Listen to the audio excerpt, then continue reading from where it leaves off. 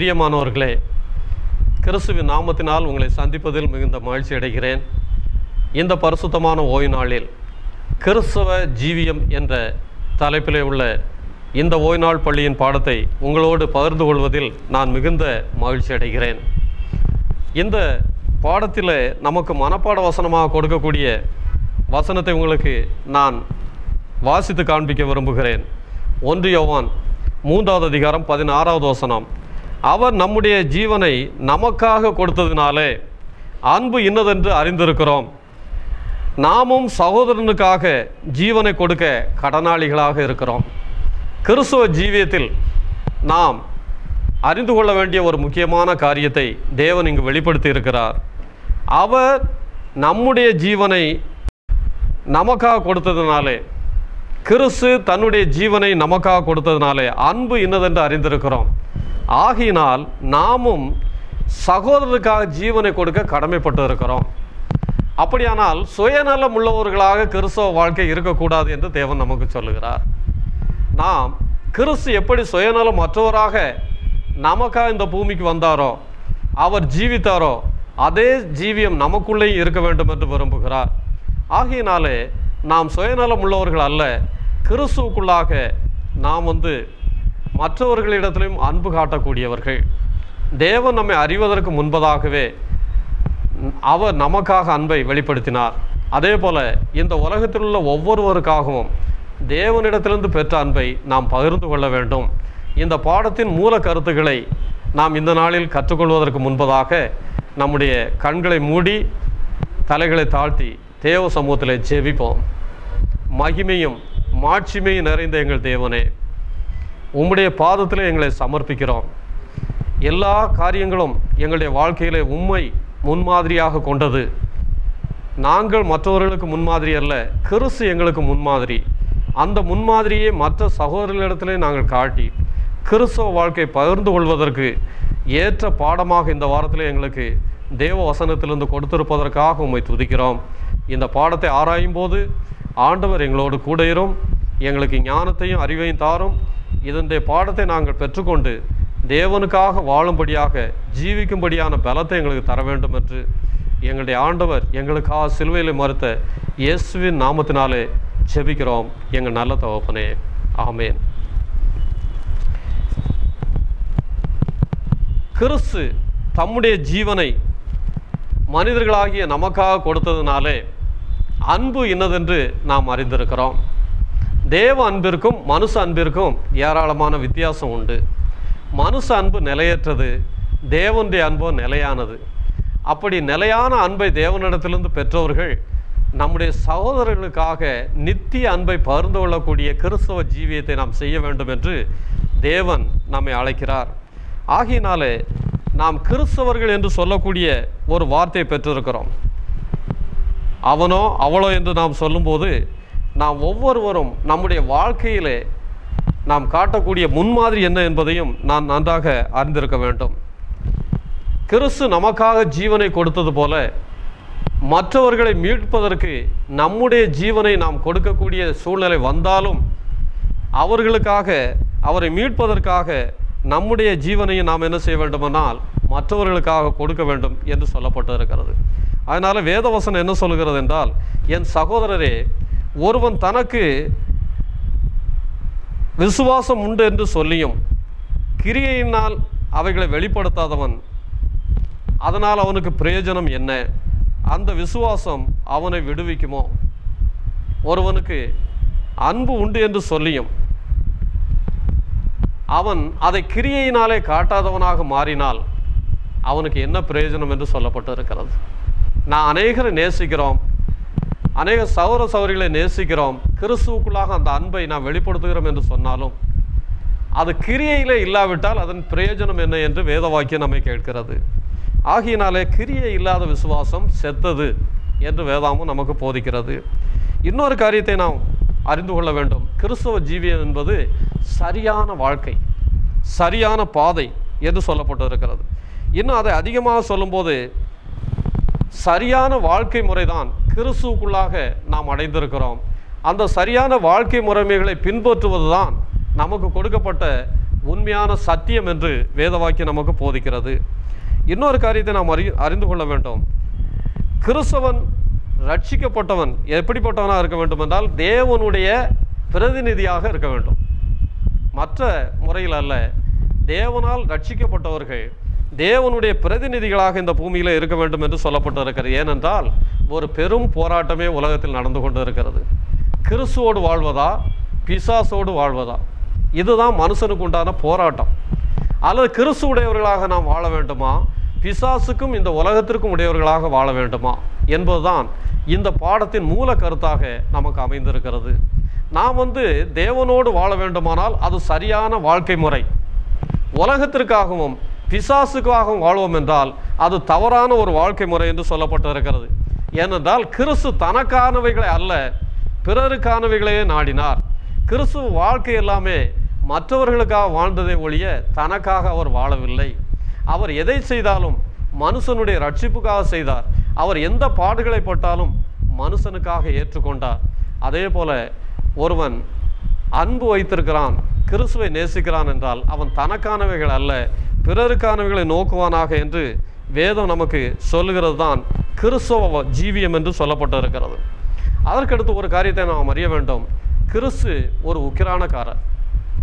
கிறிஸ்து உக்கிரானக்காரர் என்றால் நாமும் ஒரு நல்ல உக்கிரானக்காரராக இந்த பூமியில் இருக்க வேண்டும் என்று சொல்லப்பட்டிருக்கிறது.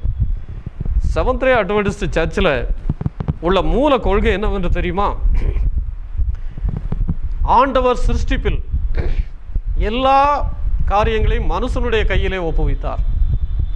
இந்த பூமியில் உள்ள எல்லாவற்றையுமே மனுஷனுக்கு கொடுத்து இதை ஆண்டுகொள் என்று சொன்னார். ஆனால் மனுஷனுக்கு எதுவும் சொந்தம் அல்ல, மனுஷனுக்கு எதுவும் சொந்தமானது அல்ல என்று சொல்லப்பட்டு இருக்கிறது. ஆண்டவர் அநேக காரியங்களை நமக்கு சொல்லும்போது எதுவுமே உனக்கு சொந்தமானது அல்ல என்பதை ஆண்டவர் நமக்கு மிகவும் தெளிவாக சொல்லி வைத்திருக்கிறார். ஆனால் மனுஷன் என்ன நினைக்கிறான்னா எல்லாமே தனக்கு சொந்தம் என்று எண்ணிக்கொண்டு இருக்கிறான். இந்த பூமியில் மனுஷனுக்கு தான் எல்லாம் சொந்தம், மனுஷன் வைப்பது அவன் எடுப்பது தான் இந்த பூமியிலே உண்மையானது என்று எண்ணுகிறான். ஆனால் வேதாகமத்திலே சொல்லப்பட்டிருக்கக்கூடிய ஒரு காரியத்தை நாம் அறிந்து கொள்ள வேண்டும்.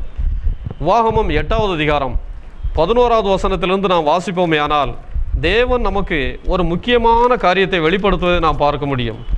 8வது அதிகாரத்தில் உபாகமம் 11வது வசனத்திலிருந்து நாம் வாசிக்கும் போது ஆண்டவர் உன் தேவனாகிய கர்த்தரை மறவாதபடிக்கும் நான் இன்று உனக்கு விதிக்கிற அவருடைய கற்பனைகளையும் நியாயங்களையும் கட்டளைகளையும் கைக்கொள்ளாமற் போகாதபடிக்கும் எச்சரிக்கையாயிரு.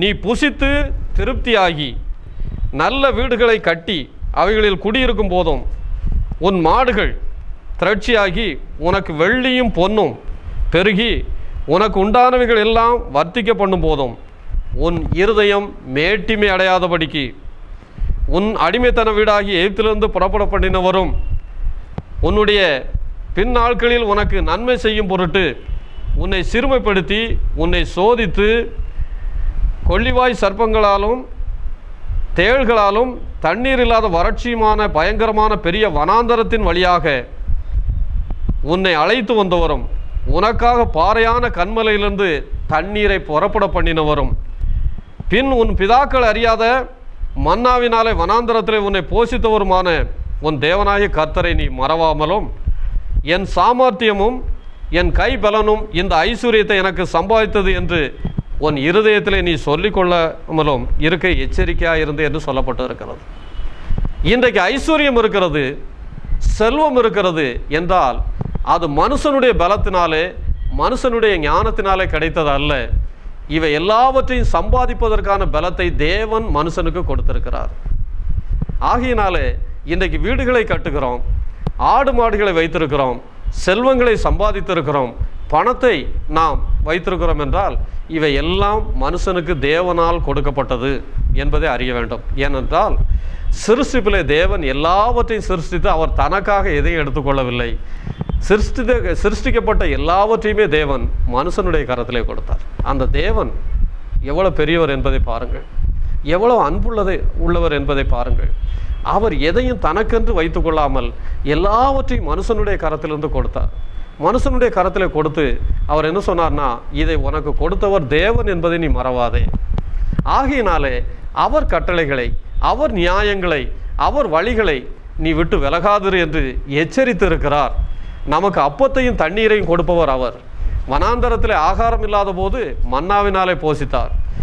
பாறையில் வெப்பம் நிறைந்ததாக இருந்த இடத்தில் கூட மனுஷன் தாகத்தினாலே தவித்த போது பாறையிலிருந்து தண்ணீரை புறப்பட பண்ணினார். ஆகையினாலே ஆகாரத்தையும் தண்ணீரையும் வாழ்க்கையின் வாய்ப்பு வசதிகளையும் கொடுக்கிறவர் கர்த்தராகிய இயேசு கிறிஸ்து என்பதை மறந்து விடாதீர்கள். சங்கீதம் 24:1 சொல்லுகிறது, பூமியும் அதன் நிறைவும் உலகமும் அவைகளின் குடிகளும் கர்த்தருடையது. உலகமும் அதன் நிறைவும், பூமியும் அதன் நிறைவும், உலகமும் அதன் குடிகளும் கர்த்தருடையது என்று தேவன் நிச்சயமாக சொல்லியிருக்கிறார். அப்படியானால் இந்த பூமி ஆனாலும் சரி, அதன் குடிகளானாலும் சரி, உலகமும் அதில் உள்ள எல்லா காரியங்களானாலும் சரி, எல்லாம் தேவனுக்குரியது என்று திட்டமாக சொல்லப்பட்டு இருக்கிறது என்பதை நான் பார்க்கிறோம். பிலிப்பியர் 2வது அதிகாரம் 3-4 வாசிக்கிறோம். ஒன்றையும் வீண் வாதத்தினாலாவது பெருமையினாலும் செய்யாதபடிக்கு ஆண்டவர் ஒருவரை இருந்து மற்றவர்களை மேன்மை உள்ளவர்களாக எண்ண வேண்டும் என்று சொல்லியிருக்கிறார். ஆகையினாலே தனக்கானவைகள் அல்ல, பிறருக்கானவைகளையே மனுஷன் நோக்க வேண்டும் என்று சொல்லியிருக்கிறார். ஏனென்றால் படைத்தவர் தாராளமானவர். அவர் எல்லாவற்றையும் நம்முடைய கரத்திலே கொடுத்து நாம் எவ்வளவு உண்மை உள்ளவர்கள் என்பதை பார்க்க விரும்புகிறார். கிறிஸ்தவ வாழ்க்கைனா இதுதான் தேவன் நமக்கு அருள் இருக்கக்கூடிய மேலான சிலாக்கியம். எல்லாவற்றையும் மனுஷனுடைய கையில் கொடுத்து அதை எப்படி பயன்படுத்துகிறோம், அது பிறருக்கும் பகிர்ந்து கொள்ளக்கூடியதாக இருக்கிறதா, பிறரிடத்தில் அன்பு கூர்ந்து நமக்குள்ளதை மற்றவர்களோடு பகிர்ந்து வாழக்கூடிய வாழ்க்கையை உடையவர்களாக இருக்கிறோமா என்று அந்த பாடத்திலே நாம் கற்றுக்கொள்ளக்கூடிய மாபெரும் பாடமாக இருக்கிறது. அப்போஸ்தலருக்கு காலத்தில் கூட அவர்கள் எவ்வளவு பெரிய உக்கிரானக்காரர்களாக இருந்தார்கள் தெரியுமா? விசுவாசிகள் 3000 5000 என்று பெருகின அந்த புதிய ஏற்பாட்டு காலத்தில் கூட எல்லாரும் தங்களுக்குள்ளதை விற்று அப்போஸ்தலர்களுடைய பாதத்திலே வைத்து பகிர்ந்து சந்தோஷத்தோடு வாழ்ந்தார்கள் என்று சொல்லப்பட்டிருக்கிறது. அப்போ அவர்கள் தனக்கானவைகள் அல்ல, கிறிஸ்து சொன்னபடி பிறருக்கானவைகளை அவர்கள் நோக்கினார்கள் என்று நாம் சொல்லப்பட்டிருக்கிறது. ஆகினாலே அவர் நமக்காக ஜீவனை கொடுத்ததினாலே அன்பு என்னதென்று அதனாலே அறிந்திருக்கிறோம். ஆகையினாலே நம்முடைய சகோதரர்களிடத்திலே நாம் அன்பை செலுத்த கடமைப்பட்டு இருக்கிறோம் என்று சொல்லப்பட்டு இருக்கிறது. தேவனுடைய மாபெரும் சிருஷ்டிப்பில் அவருடைய நாமத்தை மனுஷன் மகிமைப்படுத்த வேண்டும். தன்னுடைய நாமத்தை அல்ல, படைத்தவருடைய நாமத்தை மனுஷன் மேன்மைப்படுத்த வேண்டும். படைத்த தேவனை அவன் மறக்காமல் வாழ வேண்டும். அவருடைய வழிநடத்தல், அவருடைய அன்பு, அவருடைய ஆசீர்வாதங்கள் எல்லாமே மனுஷனுக்காக அவர் கொடுத்தது. மனுஷன் தன்னுடைய அறிவினாலே தன்னுடைய பலத்தினாலே அது சம்பாதிக்கப்பட்டது அல்ல. ஆகையினாலே மனுஷன் தேவனுக்கு உகந்த ஒரு உக்கிரானக்காரனாக இருக்க வேண்டும் என்று வேதாமத்திலே சொல்லப்பட்டிருப்பதை நாம் அறிந்திருக்கிறோம். ஆகையினாலே தான் வேதம் என்ன சொல்லுகிறது என்றால், உங்களுக்கானவைகள் அல்ல பிறருக்கானவைகளை நீங்கள் தேடுங்கள் என்று சொல்லுகிறார். அவர் எப்படி ஒரு உண்மையுள்ள உக்கிரானக்காரராக பூமியிலே வாழ்ந்தாரோ கிறிஸ்து, அதே போல நாமும் நல்ல உக்கிரானக்காரர்களாக கிறிஸ்துவுக்காக வாழ வேண்டும். ஏனென்றால் பிதாவினால் பூமிக்கு அனுப்பப்பட்டவர் ஆண்டவராய் இயேசு கிறிஸ்து. அந்த பிதா என்ன நோக்கத்தை அனுப்பினாரோ அந்த நோக்கத்தை நிறைவேற்றக்கூடியவராகவே கிறிஸ்து இருந்தார். அவர் கூட சொன்னார், அவருடைய பிதாவின் வேலையை செய்து முடிப்பதே என்னுடைய உணவாக இருக்கிறது. அப்போ தேவ சித்தம் எதுவோ அதை செய்தார். தேவ நாமத்தை மகிமைப்படுத்தினார். பிதாவின் நாமத்தை கிறிஸ்து மகிமைப்படுத்தினார். நம்முடைய கிறிஸ்தவ ஜீவியத்திலையும் நாம் தேவனுக்கு ஏற்ற நல்ல பொறுப்பாளர்களாக உக்கிரானக்காரர்களாக இருந்து கிறிஸ்துவை நாம் மேன்மைப்படுத்தவும் மகிமைப்படுத்த வேண்டும் என்று சொல்லப்பட்டிருக்கிறது. இன்னொரு காரியத்தில் நாம் பார்க்கணும், ஆலயத்திற்கு போகிறோம், தேவனை தொழுது கொள்ளுகிறோம். தேவ வார்த்தையானது வசனமானது நமக்கு சொல்வதனாலே 10ல் ஒரு பாகத்தை நம்முடைய வருமானத்தில் தசம பாகமாக கொடுக்கிறோம். தசம பாகம் கட்டாயத்தினாலேயோ வற்புறுத்துவதனாலேயோ மிகுந்த ஆசையினாலே தேவனிடத்திலிருந்து நாம் ஒரு ஆசீர்வாதத்தை பெற்றுக்கொள்ள வேண்டும் என்ற நோக்கத்தினாலே கொடுப்பது தசமபாகம் அல்ல. ஏனென்றால் வேதம் என்ன சொல்லுகிறது என்றால், தசமபாகம் கொடுக்கும்போது நாம் ஒரே ஒரு காரியத்தை அறிய வேண்டும். நம்மால் சம்பாதிக்க முடியாததை, நம்மால் பெற்றுக்கொள்ள முடியாததை தேவன் நமக்கு தருகிறார். இன்றைக்கு சுகத்தோடும் பலத்தோடும் நாம் வாழுகிறோம் என்றால் அந்த வாழ்க்கைக்கு மூல காரணர் யார்? நமக்கு பதவிகளையும் சம்பாதிக்கக்கூடிய ஞானத்தையும் பலத்தையும் கொடுக்கிறவர் யார்? யோசித்து பார்க்க வேண்டும். இவை எல்லாம் தேவனிடத்திலிருந்து கிடைப்பதுனாலே தானே நாம் சம்பாதிக்கிறோம். அந்த வாய்ப்பும் வசதியும் தேவன் தராவிட்டால், நமக்கு ஒரு நல்ல வேலையை கொடுக்காவிட்டால் நம்முடைய வருமானம் எப்படி இருக்கும்? அந்த தேவனுக்கல்லவா நாம் மகிமையை செலுத்த வேண்டும். ஆகையினாலே 10 மடங்கு கொடுத்த தேவனுக்கு நாம் என்ன செய்கிறோம்னா 1 மடங்கு கொடுக்குறோம். 10 மடங்கு தேவன் கொடுத்தார், அந்த தேவனுக்கு நாம் என்ன செய்கிறோன்னா 1 பாகத்தை தான் திரும்ப கொடுக்குறோமே ஒழிய எல்லாவற்றையும் கொடுக்கவில்லை. உங்களுடைய வாழ்க்கையை நீங்கள் ஜீவியத்தை கொஞ்சம் எண்ணி பாருங்களேன். அதை எண்ணி பார்த்தால் நமக்கு ஒரு நல்ல காரியம் கிடைக்கும். வாழுகிறோம் உலகத்தில், என்னென்ன காரியத்திலாமோ சாதிக்க போகிறோம் என்று சொல்லி அதற்காக பிரயாசம் எடுக்கிறோம். இரவும் பகலும் அதற்காக உழைக்கிறோம். மேன்மையான ஒரு இடத்தை மனுஷன் அடைவதற்காக தேவனை கூட மறந்துவிட்டு எல்லா காரியத்தையும் செய்கிறான், சம்பாதிக்கிறான், வீடுகளை கட்டுகிறான், எதை எதை வாங்க வேண்டும் என்று எண்ணுகிறானோ அவை எல்லாவற்றையும் வாங்கி பூமியிலே அவன் சேகரிக்கிறான். கடைசியில் அவனுடைய முடிவு என்ன தெரியுமா? கல்லறை. அவனுடைய முடிவு எதை செய்தாலும் கடைசியில் அவனுக்கு கிடைப்பது என்ன? ஆங்கிலத்தில் சொன்னால் the grave is the ultimate end. கல்லறை தான் அவனுக்கு முடிவு எதை செய்தாலும். ஆகையினாலே நாம் என்ன செய்ய வேண்டியது இருக்கிறது என்றால், வேதம் நமக்கு நன்றாக சொல்லுகிறது. இந்த வேத வாக்கியங்களை நாம் கற்றுக்கொள்ளும் போது ஒரு காரியத்தை அறிந்து கொள்ள வேண்டும். நம்முடைய வாழ்க்கை சுருக்கமானது, வாழ்நாள் குறைந்தது, குறுகியது. இந்த நாட்களிலே தேவனுடைய ஆசீர்வாதத்தை பெற்று சரீர சுகபலத்தோடு குடும்பம் முழுவதும் ஆசீர்வதிக்கப்பட்டவர்களாக வாழ்வதற்கு தேவன் ஒரு ஆசீர்வாதமான வழியை காட்டியிருப்பது தான் தசமாகம் கொடுப்பதை ஒழிய வேற ஒன்றுமல்ல என்பதை நாம் நன்றாக அறிந்து கொள்ள வேண்டும். ஆண்டவர் சொல்லுகிறார், நாம் இந்த உலகத்திலே கல்லறை தான் முடிவென்று இருந்தாலும் அவர் சொல்லுகிறார், இதோ ஒரு ரகசியத்தை நான் உங்களுக்கு சொல்லுகிறேன். நாம் எல்லாரும் மரிப்பது இல்லை. கடைசி எக்காலம் தொனிக்கும் மரித்தோர் அழிவில்லாதவர்களாக எழுந்திருப்பார்கள். இந்த உலகத்தில் எவ்வளோ சம்பாதித்து சேர்த்து வச்சாலும் ஆண்டவரை மறந்து வாழக்கூடிய வாழ்க்கை என்ன செய்யணும்? அந்த தேவனை விட்டு விட்டோமே ஆனால் கல்லறை தான் மீதம். ஆனால் தேவன் உண்டு என்று எண்ணி அவர் மேல் நம்பிக்கை வைத்து அவருடைய வழிகளை பின்பற்றும் போது ஆண்டவர் சொல்கிறார்னா ஒரு ரகசியம் இருக்கிறது. அதில் என்ன ரகசியம் தெரியுமா? மரிக்க மாட்டோம் நாம் எல்லாரும். அப்படியே மரித்தாலும் ஒரு ரகசியம் இருக்கிறது. என்னன்னா, கடைசி எக்காலம் தோனிக்கும் அப்போது மரித்தவர்கள் அழிவில்லாதவர்களாக உயிரோடு எழுந்திருப்பார்கள் என்று சொல்லப்பட்டு இருக்கிறது. இன்னொரு காரியத்தை பாருங்க, ஆண்டவர் அருமையான ஒரு வார்த்தை சொல்லியிருக்கிறார். வெளிப்படுத்தின விசேஷம் 21வது அதிகாரம் 4வது வசனத்திலே, அவர் நம்முடைய கண்ணீர் யாவையும் துடைப்பார். என்ன அருமையான ஒரு ஆறுதலான வசனம்! அவர் கண்ணீர் யாவையும் துடைப்பார். இனி மரணம் இல்லை, அலறுதல் இல்லை, துக்கம் இல்லை, மீறுதல் இல்லை என்று வேதாமத்திலே சொல்லப்பட்டு இருக்கிறது. அவர் நம்மோடு கூட இருப்பார். அப்போ மரணம் இல்லாத, துக்கம் இல்லாத, துயரம் இல்லாத, அலறுதல் இல்லாத வாழ்க்கை கிறிஸ்துவுக்குள்ளாக இருக்கிறது. அப்படிப்பட்ட ஜீவியத்தை ஆண்டவர் நமக்கு என்ன செய்திருக்கிறார்னா கிறிஸ்தவ ஜீவியத்தை வாக்கு கொடுத்திருக்கிறார். இந்த வாழ்க்கையெல்லாம் நாம் பெறுவதற்கு தேவனுக்கு நாம் ஒப்பு கொடுக்கப்பட்டவர்களாக இருக்க வேண்டும். கலாத்தியர் 3:13 வாசிக்கும் போது வேதம் என்ன சொல்லுன்னா, மரத்திலே தூக்கப்பட்டவன் எவனும் சவிக்கப்பட்டவன் என்று எழுதப்பட்டு இருக்கிறது. கிறிஸ்து நமக்காக சாபமாகி நியாய பிரமாணத்திற்கு சாபத்திற்கு நம்மை நீங்களாக்கி மீட்டார். அவர் நமக்காக சாபமாகி சிலுவையிலே மரித்தார். அந்த சாபத்திலிருந்து நம்ம என்ன செய்யிருக்குன்னா விடுதலையாக்கி இருக்கிறார். அப்போ ஆண்டவருக்குள்ளாக வாழக்கூடியவனுக்கு கொடுக்கக்கூடிய ஒரு மாபெரும் சலாக்கி. அந்த தேவனை பின்பற்றும் போது, அந்த தேவனுடைய வாழ்க்கையை நாம் முன்மாதிரியாக எடுத்துக்கொண்டால், மரத்திலே தூக்கப்பட்ட எவனும் சபிக்கப்பட்டவன் என்று எழுதியிருக்கபடி கிறிஸ்து நமக்காக இந்த பூமிக்கு வந்து சாபமாக மாறினார். ஆனால் அந்த சாபத்திலிருந்து நம்ம என்ன செய்திருக்கிறார்? நீங்களாக்கி மீட்டு இருக்கிறார் என்பதை மட்டும் மறந்துவிடக்கூடாது. அந்த மீட்பின் வல்லமையை தான் ஆண்டவர் நமக்கு தந்திருப்பதனாலே அவருக்கு என்ன செய்கிறோன்னா தசமவாங்களை நாம் கொடுக்கிறோம். ஆகையினாலே இங்கு தசமத்தை பற்றி பேசும்போது அது அன்பின் ஒரு தத்துவம். அதாவது நம்ம என்ன சொல்லலாம்னா ஒரு பரிகாரம் என்றே சொல்லலாம். தேவன் நமக்காக செய்த அன்பின் பரிகாரம் தான் தசமம் கொடுப்பது. ஏன்னா நாம் சவிக்கப்பட்டவராக இருந்தோம், நமக்காக சவிக்கப்பட்டவராக மாறினார். ஆகையினாலே நம்மை சாபத்துக்கு நீங்களாக்கி நம்மை மீட்டார். அப்படி மீட்டவருக்கு ஒரு அன்பின் காணிக்கையாகத்தான் தசமத்தை நாம் கொடுக்கிறோமே ஒழிய மற்றபடி ஒன்றுமல்ல என்பதை நாம் அறிந்து கொள்ள வேண்டும்.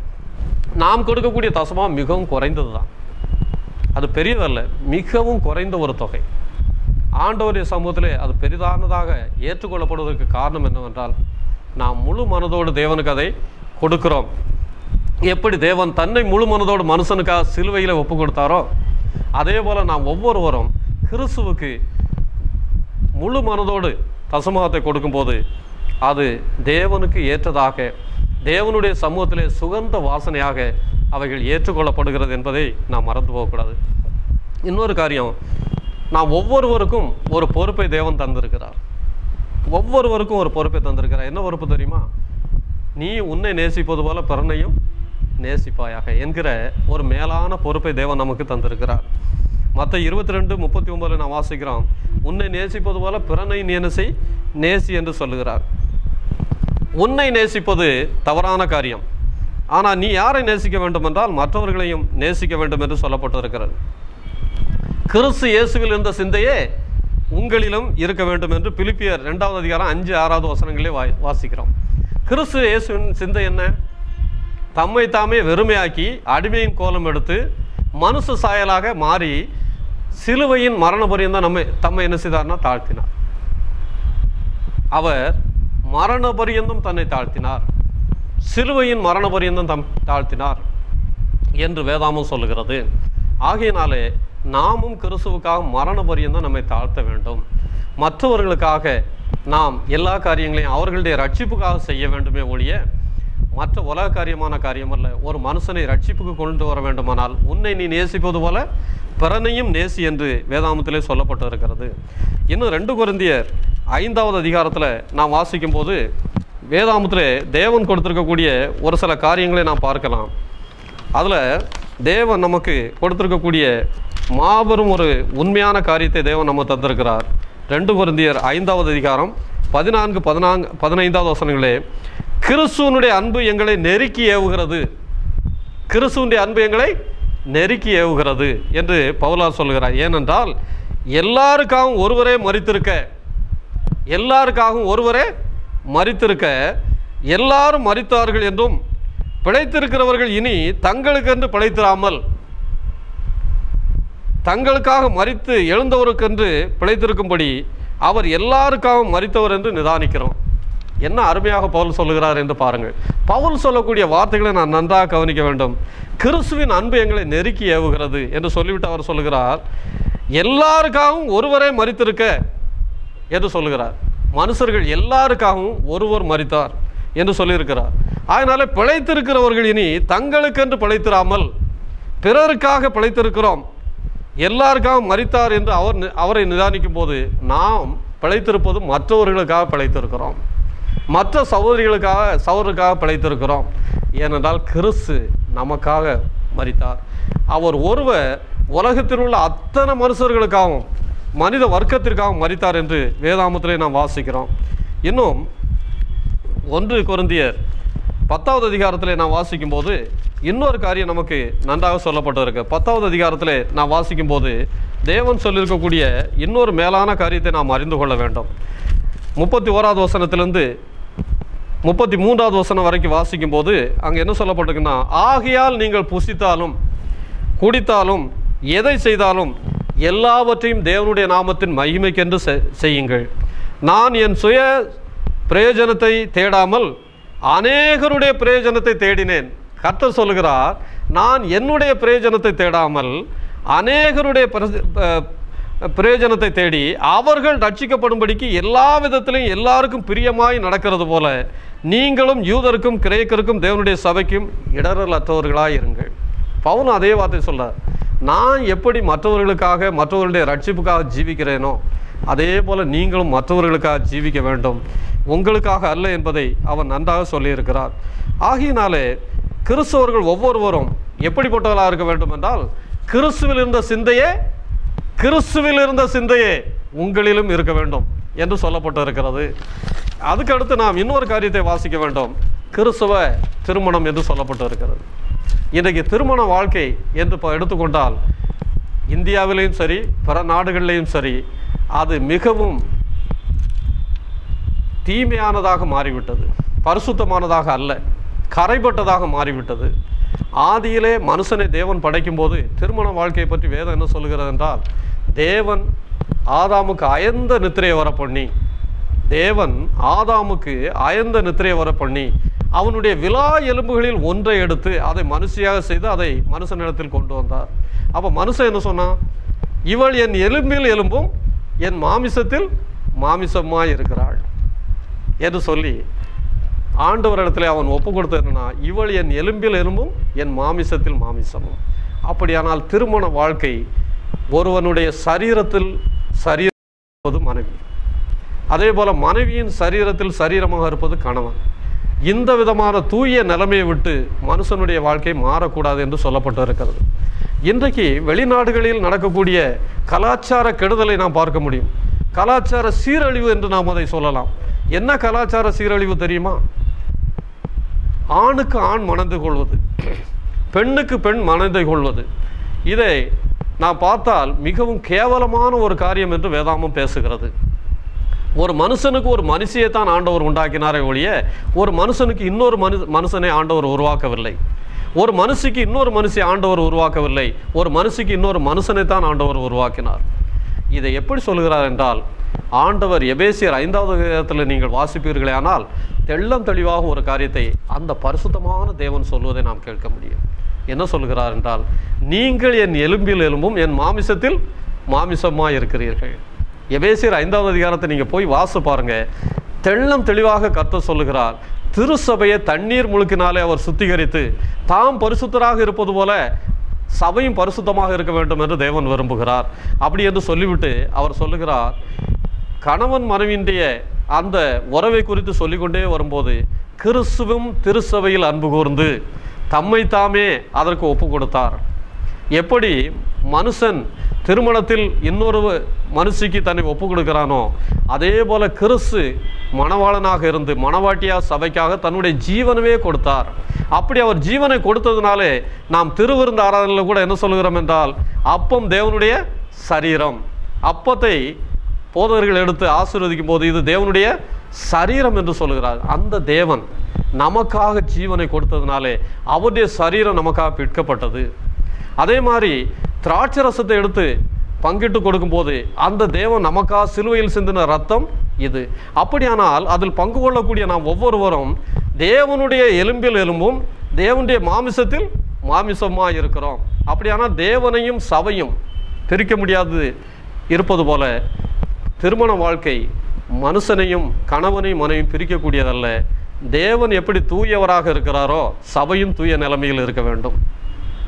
அப்படி அந்த நிலைமையில் தான் கணவனும் மனைவியும் தூய நிலைமையிலே வாழ வேண்டுமே ஒழிய தேவ நிலைமைக்கு மற்றவர்களாக நாம் மாற்றப்பட்டவர்களாக இருக்கக்கூடாது என்று சொல்லப்பட்டு இருக்கிறது. ஆகையினாலே இந்த வாரத்தில் கிறிஸ்தவ ஜீவியத்தை நாம் பார்த்தோம். கிறிஸ்தவ ஜீவியத்தில் ஆண்டவர் நமக்கு கொடுத்திருக்கக்கூடிய மேலான ஒரு நோக்கம், அவர் நம்மில் அன்பு கூர்ந்தால் நாம் மற்றவர்களில் அன்பு கூற வேண்டும். நமக்கானவைகள் அல்ல, பிறருக்கானவைகளை நாம் தேட வேண்டும். கிறிஸ்து எப்படி தேவனுக்கு முன்பாக பிதாவுக்கு முன்பாக உண்மையுள்ள உக்ரானக்காரராக இந்த பூமியில வாழ்ந்தாரோ, அவர் தேவ சித்தத்தை நிறைவேற்றினாரோ, அதே போல நாம் தேவ சித்தத்தை நிறைவேற்ற வேண்டும். கிறிஸ்துவும் சபையும் எப்படி பரிசுத்தமானவர்களோ, மணவாளனாகிய கிறிஸ்து மணவாட்டியா சபை எப்படி தூய நிலைமையில் இருக்கிறதோ அதே போல கணவனும் மனைவியும் தூய நிலைமையில் இருக்க வேண்டும். இதுதான் கிறிஸ்தவ ஜீவியம், பரிசுத்தமான ஜீவியம். இந்த ஜீவியத்தை நாம் கிறிஸ்துவுக்குள்ளாக செய்து தேவனுக்கு பிரியமாக வாழ வேண்டும். நாம் பரிசுத்தமுள்ளவர்களாக இருக்க வேண்டும். தேவன் பரிசுத்தமுள்ளாக இருப்பது போல நீங்களும் பரிசுத்தராய் இருங்கள். பிறருக்கானவைகளை தேடுங்கள், உங்களுக்கானவைகளை தேட வேண்டாம் என்று கர்த்தர் சொல்வதனாலே இவைகளை நாம் வேதாமத்திலிருந்து அறிந்து கர்த்தருக்கு பிரியமாக ஜீவிப்போம். தேவன் தாமே நாம் அனைவரையும் ஆசீர்வதிப்பாராக. ஜெபிப்போம். எங்களுக்கு முன்மாதிரியான வாழ்க்கையை வாழ்ந்து காட்டி எங்கள் தேவனே, உம்முடைய அன்பை எங்களுக்கு வெளிப்படுத்தி நாங்கள் மற்றவர்களில் அன்பு கூறும்படியான ஒரு வழியை எங்களுக்கு நீர் காட்டியிருப்பதற்காக தோத்திரம் செலுத்துகிறோம். உங்களை நீங்கள் நேசிப்பது போல பிறரையும் நேசியுங்கள் என்று சொன்ன எங்கள் ஆண்டவரே, உங்களுக்கானவைகள் அல்ல பிறருக்கானவைகளை நாடு என்று சொல்லியிருக்கிறீர். அதே போல கிறிஸ்தவ வாழ்க்கையின் திருமண ஜீவியமானது மிகவும் பரிசுத்தமானது. இப்படிப்பட்ட பரிசுத்தமான ஜீவியத்தில் கர்த்தருடைய பிள்ளைகள் உண்மையாக இருக்க வேண்டும் என்று போதித்திருப்பதற்காக உமக்கு நன்றி செலுத்துகிறோம். இந்த பாடத்தை கற்றுக்கொண்ட நாங்கள் ஒவ்வொருவரும் தேவ நாமத்தை மகிமைப்படுத்தி ஜீவிக்கவும், எங்களுடைய ஜீவியம் கிறிஸ்துவின் ஜீவியத்தை போல மாறவும், கிறிஸ்துவின் அந்த சாயலை நாங்கள் கிறிஸ்து வரும்போது பெற்றுக்கொள்ளவும் நீர் கிருபைதாரும்.